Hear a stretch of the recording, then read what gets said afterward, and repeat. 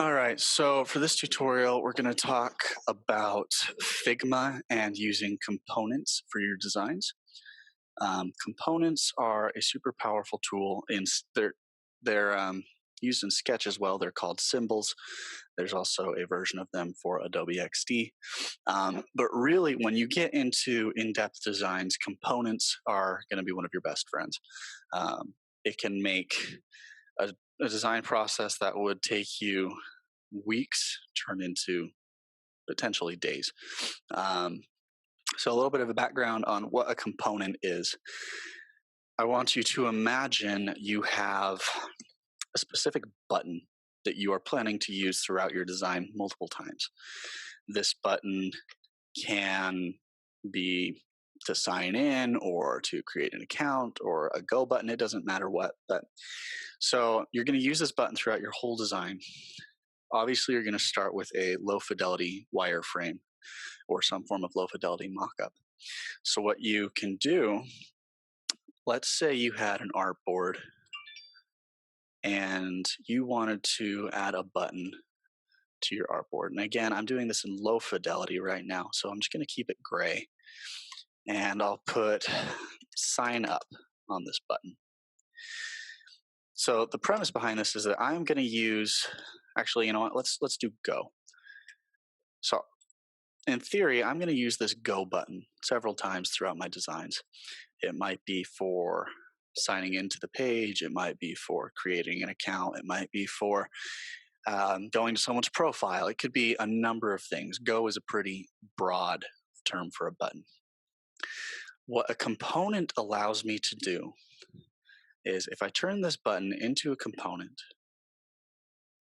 let's select both of these pieces and we'll turn it into a component. You can do that by right-clicking and doing create component, or on a Mac, you can do Command Option K, and that will make it into a component. What does this mean now that it's a component? Basically, what this means is, let's say I have multiple screens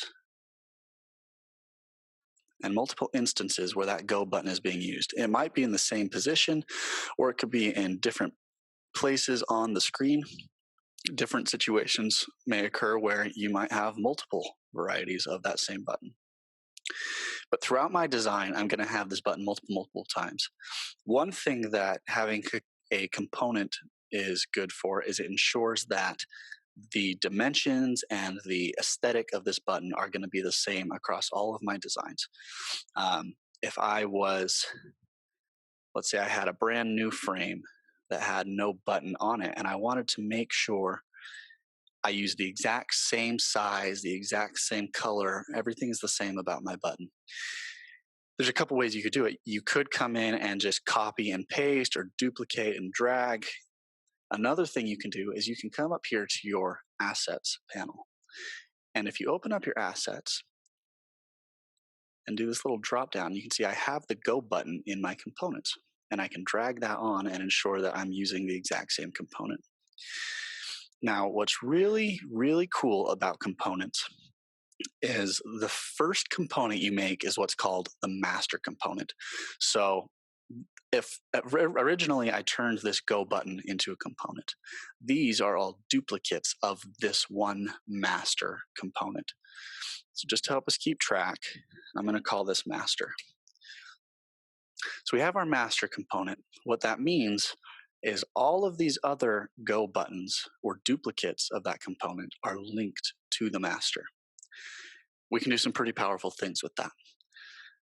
What I mean by that is in low fidelity, I don't really care so much about the aesthetic of the button, but when it comes time to upgrade to a high fidelity design, there's a very good chance that I'm going to add color to this button.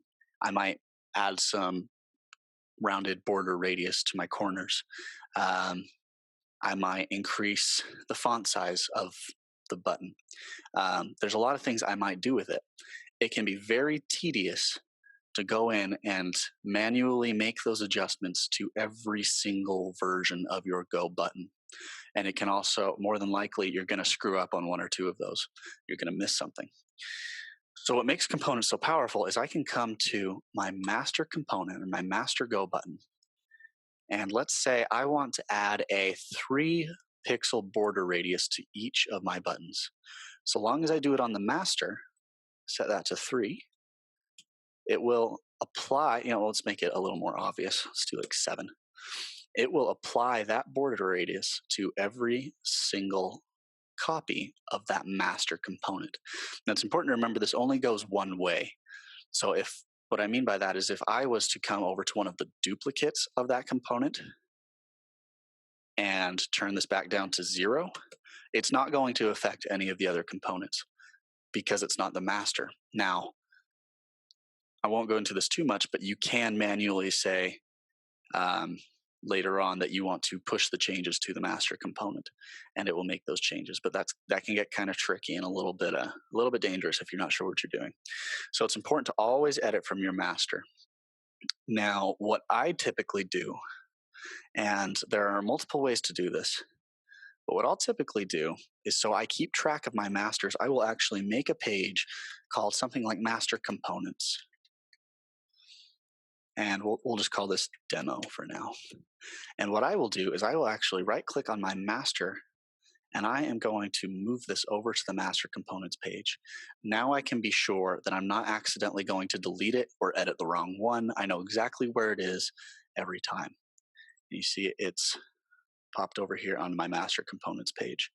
And what I'll do is I make these components, I'll organize them on this page in a list or some representation that will help me keep track of where everything is, what it applies to, so I can be sure to always edit the proper things. So going back to that master component, if I want to, see, I added a border radius. Let's say I want to increase the font size. We'll make that 20, and I want it to be centered. Maybe I want to change my background color to like let's do like a green. And then maybe I want my font to be white, something like that. If we've done this right and we are editing the master, that means that all of our other buttons are going to have identical changes. The only exception is this one because we manually changed the border radius for this particular instance of that button. So what that means is all of these different copies of the master component are identical to the master, right? But because I made a change specifically on this one, it's like I did an override, right? So I said, I want all of these buttons to copy the master, except on this particular button, I want this to be different. You won't do that too often on things like buttons, but a case where you might on a button will say, I want to use the same size, the same shape, the same color, everything the same, but I want it to say something different. Well, I can come into this instance and change it to login. Now, that's not going to change every single button, but it will change this one. And all of the other changes will still apply to this button, except for the text. So that's very quickly some of the things you can do with components, and they can get really, really powerful.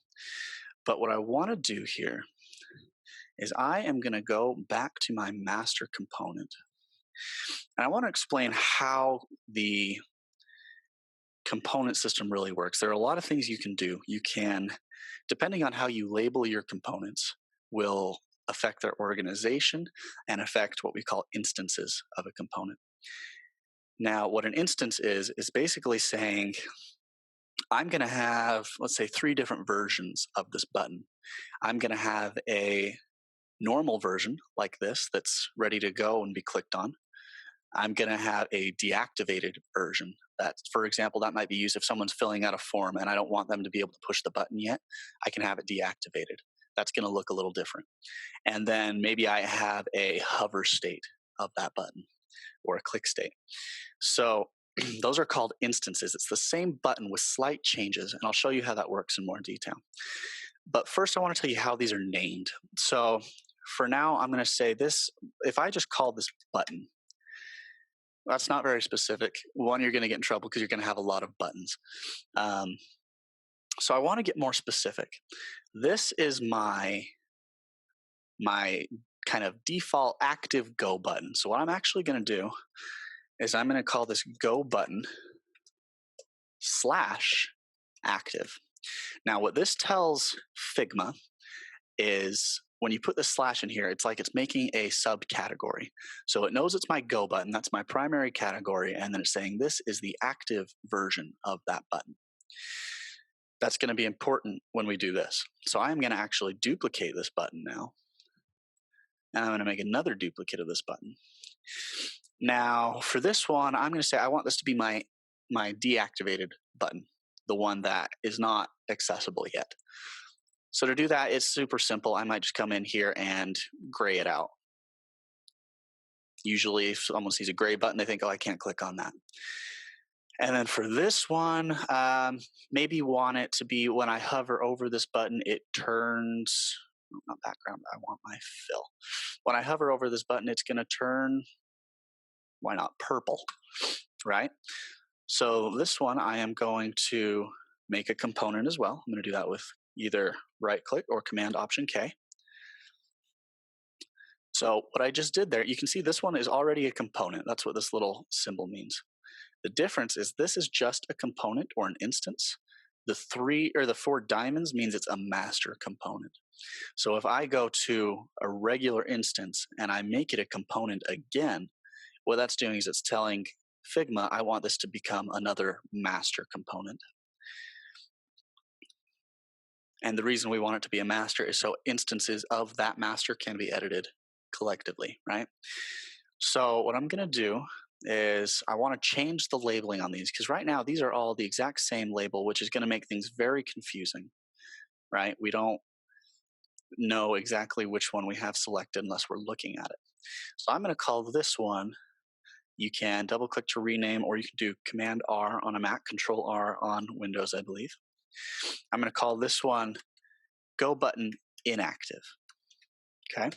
And then this one, I am going to call it Go Button slash Hover, because that's the one we're going to hover over. So now I'm going to show you why this is so cool and why components are so powerful. If I come back to my demo, let's get rid of these ones. Let's just have the one. Let's say I have a button. We'll do my inactive button. We'll put it right in the middle there. And let's say somebody was filling out a form and they filled out the form and now this button is ready to be used. In a prototype, that would mean I make a duplicate of the page and I show the form all filled out and the button is now green. But that can be tedious going in and manually overriding the color of each and every button. So where components get really powerful is right here. I am going to do something really cool. I'm going to right click on this component. And I'm going to come down here where it says swap instance. And you can see it says active, hover, and inactive is checked. The reason it says that is because up here we labeled our buttons /active, /hover, and /inactive. The go button at the beginning, if you remember, is saying the primary category. So it's linking all 3 of these buttons as one group or one component with several instances that are defined by your second wording here. So I've got active, hover, and inactive. This is ready to be used, so I want it to be active. I can simply click on active and it will change states. Now, it's not as impressive when it's just a different color, but I could have it be a different shape. I could have it have a stroke outline. I could do so many things with it, and I can instantly change it just by clicking a button. It is super powerful and can save a lot of time. And again, I can do that same thing for hover. If I want to hover over this button, I'm going to go to swap instance and click on hover. The nice thing about this is you can be sure that you are being consistent throughout all of your different components. Every time you have an active state, it is going to be this exact button, and there's no chance you're going to screw that up. Same with a hover state, same with an inactive state. And you can get very thorough. You can add as many states as you want to a single component group. that's one of the things that can make components incredibly powerful. To get a little more detailed, you can actually put components inside of other components. What I mean by that is, let's say,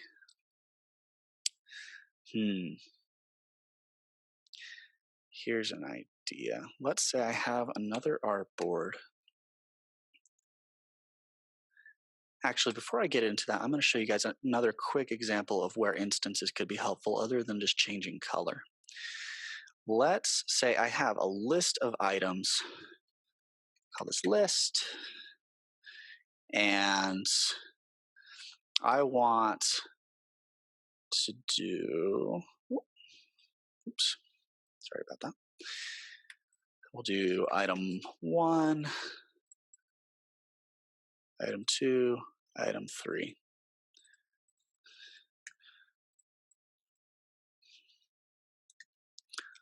Okay, so let's align all of those. And let's say I want to do checkboxes next to each of these. I'm going to do this really quickly and just make a little mock-up checkbox. I don't want to fill it in, but I do want to put a stroke around it so you can see it's a checkbox. And I am going to turn this into a component now because I'm going to use this checkbox multiple times. So I'm going to make it a component. And again, because I like to keep track of these, I am going to send this to my master components page. You notice it popped up into my little components layer up here. So I'm going to tweak this a little bit, make it a little more checkbox-like, maybe add a slight border radius, maybe not quite so dark. Now what I'm going to do is I want to do a second instance of this. But this one I want to have a check mark in it. This is when you could actually, a state where you could actually do a component within a component. So this is a good example.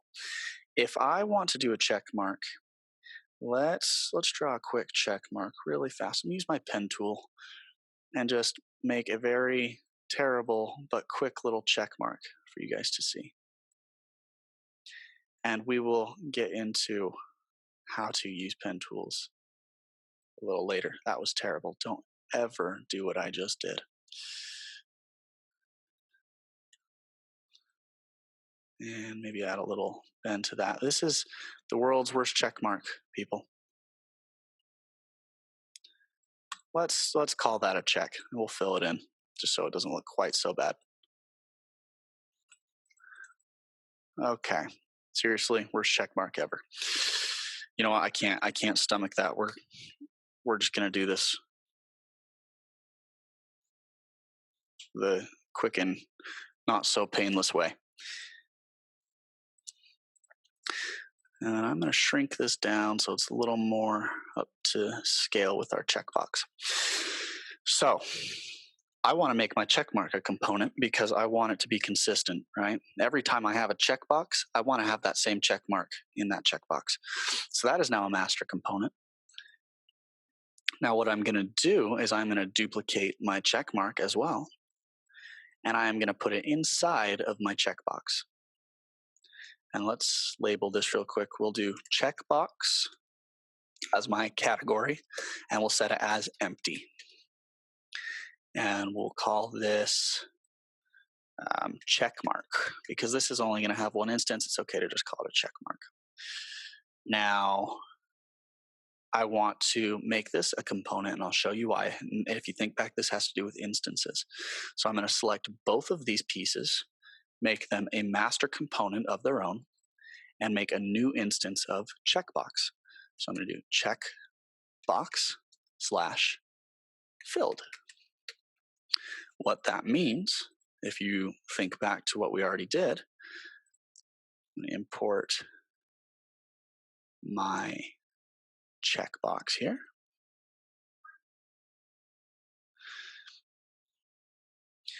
And let's say I've got a couple of these, one for each item. What this means is instead of having to manually copy and paste and position a check mark into each checkbox that I want filled, if I want to check item 2, I'm going to go to swap instance and click on filled.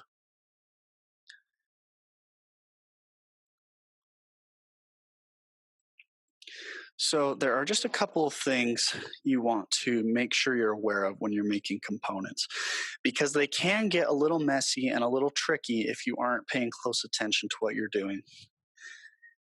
Always try to make sure you keep your master components in a safe space in their own page, something like this. Um, that'll help keep you organized and keep you from accidentally messing up the master component and breaking a lot of your stuff. Another thing you want to be aware of is which one is a master and which one is not.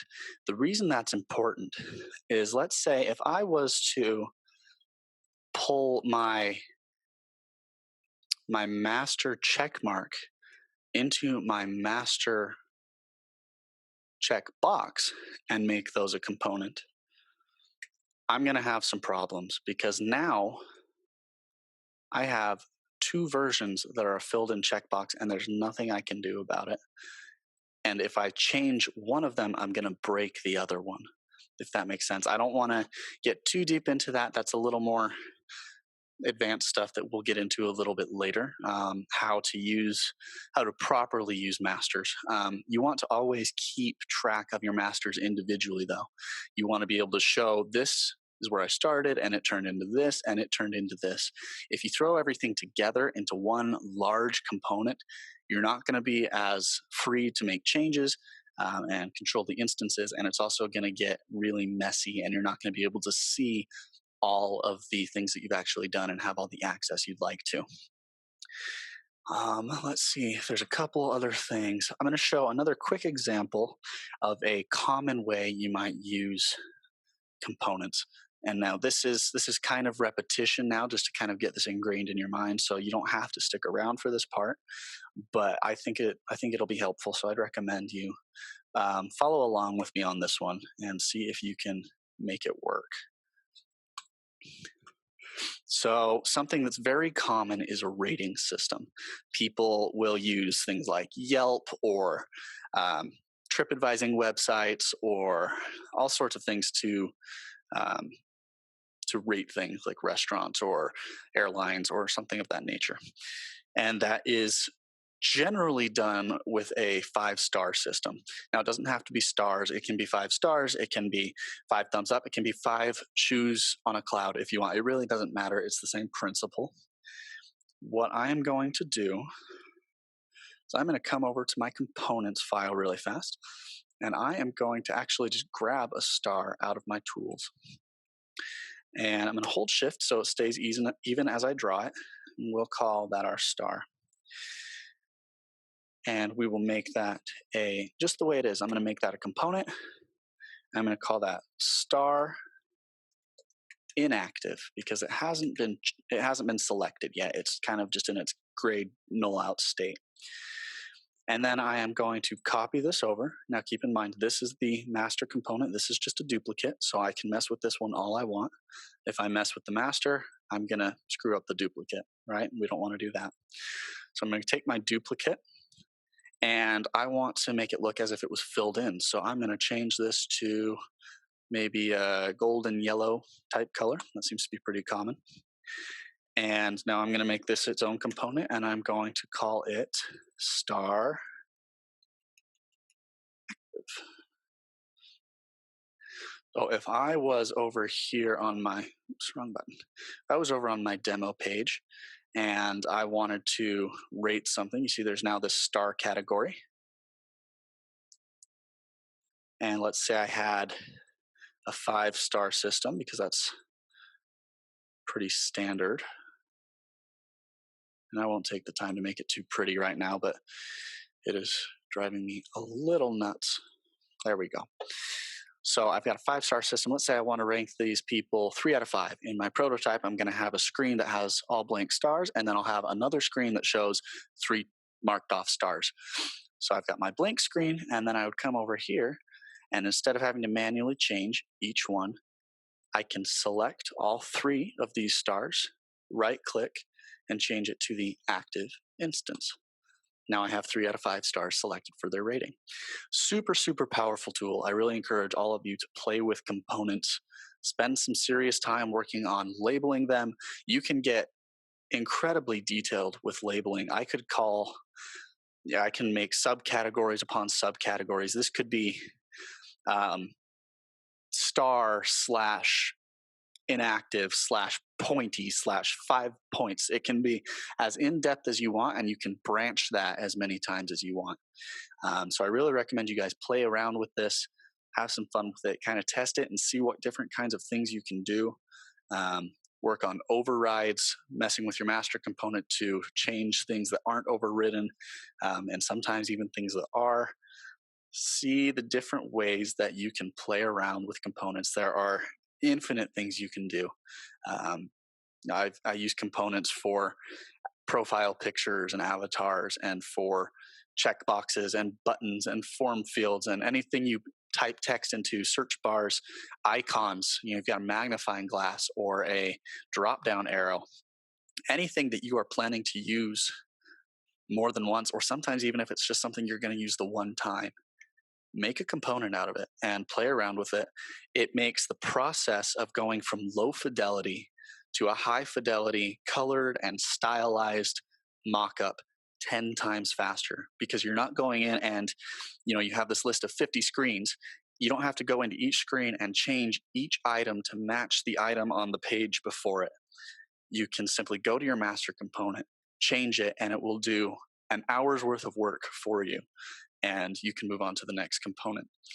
And that's why I say it can take a couple weeks worth of work and compress it down to a couple of days. Now that's best case scenario. You're still going to run into problems. Components can be kind of touchy at times, but they're super, super powerful. So I want you guys to play with them. Let me know what you think. If you have any problems or anything else you want to cover, I will do a more in-depth, more advanced component tutorial to come. And again, this is all on Figma. I'm going to be doing one on Sketch as well. So yeah, let me know if you guys have any questions, and I look forward to the next tutorial.